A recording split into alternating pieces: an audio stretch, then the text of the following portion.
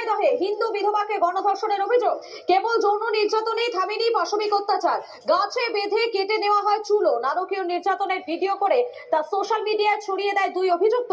নারকীয় অত্যাচারে জ্ঞান হারান মহিলা, স্থানীয়রা তাকে আহত অবস্থায় উদ্ধার করেছে, ঝিনাইদহ সদর হাসপাতালে ভর্তি করানো হয়েছে। ভয়ঙ্কর বাংলাদেশের চরম হিন্দু নির্যাতন। এবারে ঝিনাইদহে হিন্দু বিধবাকে গণধর্ষণের একটা অভিযোগ উঠে আসছে।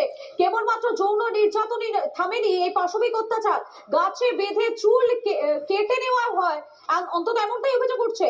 নারকীয় এই নির্যাতনের ভিডিও করে তা সোশ্যাল মিডিয়াতে ছড়িয়ে দিয়েছে দুই অভিযুক্ত। নারকীয় অত্যাচারে জ্ঞান হারান মহিলা, স্থানীয়রা তাকে উদ্ধার করে এবং তারপরে ঝিনাইদহ সদর হাসপাতালে তাকে ভর্তি করা হয়। যদিও ইউনুসের প্রশাসন এখনো পর্যন্ত এই বিষয়ে কোনো ব্যবস্থাই গ্রহণ করতে পারেনি বলেই জানা যাচ্ছে। ভয়ঙ্কর বাংলাদেশের চরম হিন্দু নির্যাতন। ঝিনাইদহে হিন্দু বিধবাকে গণধর্ষণের অভিযোগ। কেবল যৌন নির্যাতনেই থামেনি এই পাশবিক অত্যাচার, গাছে বেঁধে কেটে নেওয়া হয় চুলও।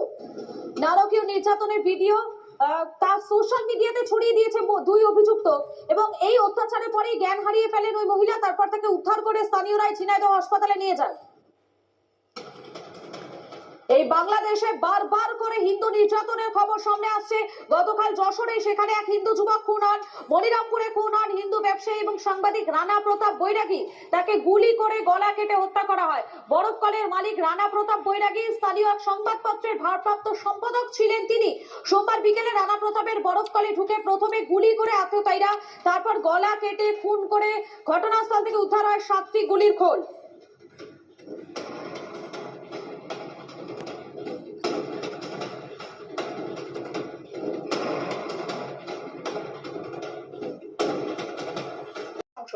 মুদির দোকানের মালিককে কুপিয়ে হত্যা, 3 সপ্তাহে কট্টরপন্থী হামলার বলি 6 হিন্দু, প্রশ্নে সংখ্যালঘু সুরক্ষা।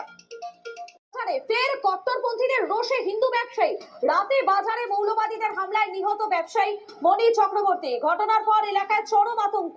এখনো কাউকে গ্রেফতার করেনি ইউনুসের পুলিশ। দীপু দাস, খোকন দাস, অমৃত মন্ডল, রানা প্রতাপ বৈরাগীর পর এবারে মনির চক্রবর্তী। হিন্দু হত্যা লীলা চলছে। কেন বারবার হিন্দু হত্যা বাংলাদেশে? কেন কিছুই করতে পারছে না প্রশাসন?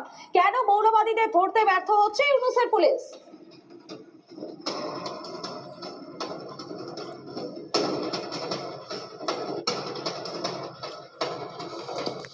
গতকাল যশোরে খুন হন হিন্দু যুবক, মনিরামপুরে খুন হিন্দু ব্যবসায়ী এবং সাংবাদিক রানা প্রতাপ বৈরাগীকে গুলি করে গলা কেটে হত্যা। বরফকলের মালিক রানা প্রতাপ বৈরাগী স্থানীয় এক সংবাদপত্রের ভারপ্রাপ্ত সম্পাদক ছিলেন তিনি। সোমবার বিকেলে রানা প্রতাপের বরফকলে ঢুকে প্রথমে গুলি করে আততায়ীরা, তারপর গলা কেটে খুন করা হয় বলে অভিযোগ। ঘটনাস্থলে উদ্ধার হয়েছে 7 রাউন্ড গুলির খোল।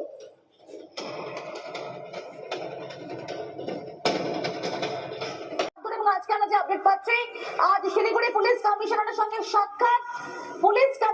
সঙ্গে সাক্ষাতের সম্ভাবনা রয়েছে স্বরূপ মালিকের, যিনি গতকাল এবং তার আগেও বলেছে, বারবার একই অভিযোগ করেছিলেন যে কোন রকম ভাবে তার এই অভিযোগের পরিপ্রেক্ষিতে না প্রশাসন সাড়া দিচ্ছে, পুলিশ প্রশাসন, নাকি মুখ্যমন্ত্রী, কারণ মুখ্যমন্ত্রী দ্বারস্থ তিনি হয়েছেন কিন্তু কোন রকম তিনি সাড়া পাননি। আজ শিলিগুড়ি পুলিশ কমিশনারের সঙ্গে সাক্ষাৎ হওয়ার সম্ভাবনা স্বরূপ মালিকের।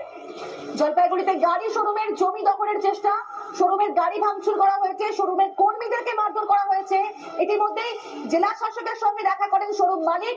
শোরুমে চলা তাণ্ডব এবং পুলিশের ভূমিকায় সরব হয়েছেন স্বরূপ মালিক। মিথ্যা মামলা ফাঁসানোর অভিযোগ, পুলিশের বিরুদ্ধে অভিযোগ করেছেন মালিক বিশাল আগরওয়াল। তিনি বলছেন যে পুলিশ মিথ্যা মামলা তাকে ফাঁসিয়েছে। কি বলেছেন এই গাড়ির শোরুমের মালিক, শোনাই আপনাদের। কিন্তু স্ট্রিক্ট অ্যাকশন না নিলে না এটা কনক্লুশন না, আবার অন্যজনের সঙ্গে করবো, ভয় নাই না। আমি প্রধানের কাছে ডেলি যোগাযোগে আছি, প্রধানের কাছে যোগাযোগ আছে। উনি আমার সঙ্গে থানাতেও গিয়েছিলেন, পুলিশকে রিকোয়েস্টও করেছেন, তাও পুলিশ মানে না। আর এমএলএ সাহেবকে তো আমি হোয়াটসঅ্যাপে সব দিয়েছি, কিন্তু পুলিশকে বোঝানো খুব টাফ। ওর মধ্যে তো মিসাইল গ্রেডে গাড়ি, সব কিরম পিভি গাড়ি আছে, ওখানে ভিতরে মিসাইলও থাকে।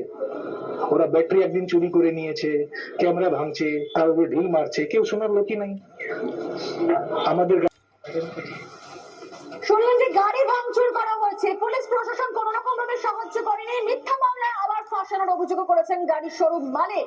পুলিশের বিরুদ্ধে অভিযোগ করেছেন মালিক বিশাল আগরওয়াল এবং আজকে তিনি শিলিগুড়ি পুলিশ কমিশনার যিনি রয়েছেন তার সঙ্গে তিনি সাক্ষাৎ করতে পারেন, অর্থাৎ গাড়ি শোরুম মালিক আজকে শিলিগুড়ি পুলিশ কমিশনারের সঙ্গে সাক্ষাৎ করতে পারেন।